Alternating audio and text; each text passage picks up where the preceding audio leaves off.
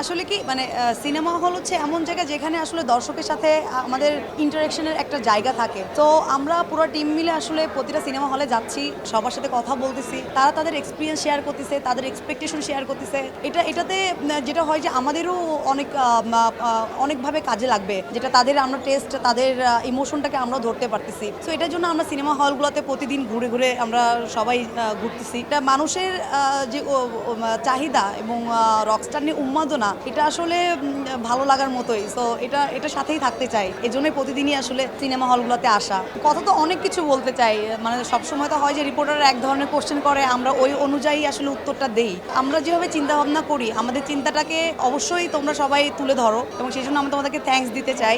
Also জানাতে চাই যে একটা ভিন্ন ধর্মীর সিনেমা আমরা নিয়ে আসছি। আমার পুরো টিম এটা নিয়ে কাজ করছে, যেটা আন্তর্জাতিক মানের কোয়ালিটি আমরা প্রেজেন্ট করছি। প্রতিটা ফ্রেম, প্রতিটা ডিরেকশনের প্রত্যেকটি পার্টই ছিল অনেক টেকনিক্যাল, এবং যেটা আমরা অ্যাচিভ করছি প্রতিটা ফ্রেম দেখে এটা ইন্টারন্যাশনাল কোনো ছবির সাথে যে কেউ তুলনা করতে পারবে। সো আমাদের উচিত এই সিনেমাটাকে সবাই মিলে দেখা, উপভোগ করা, এবং হ্যাঁ, সমালোচনাও করব, অবশ্যই করব, কেন করব না। এইভাবেই কিন্তু এই বাংলা সিনেমার ইন্ডাস্ট্রিটা কিন্তু আরও উপরে উঠে যাবে, রাইট? সবাই একসাথে একযোগে সাথে আসলে এই জার্নিটাকে সাজাইতে হবে এবং একসাথে চলতে হবে। সো অডিয়েন্সকে বলবো সবাই আসুন, সবাই মিলে ছবি দেখি, বাংলা সিনেমাটাকে অন্য লেভেলে আমাদেরকে নিয়ে যাইতেই হবে। কারণ বাংলা সিনেমার প্রতিটা কোনায় কোনায় যে গল্পগুলো আছে সেগুলো আসলে পুরো বিশ্বের কাছে তুলে ধরতে হবে, যেটা অডিয়েন্স আসছে কিন্তু গ্লোবাল মার্কেটে। সো ইয়েস, আমরা সবাই মিলে অবশ্যই বাংলা সিনেমাকে আমরা অন্য অবস্থানে নিয়ে যাব,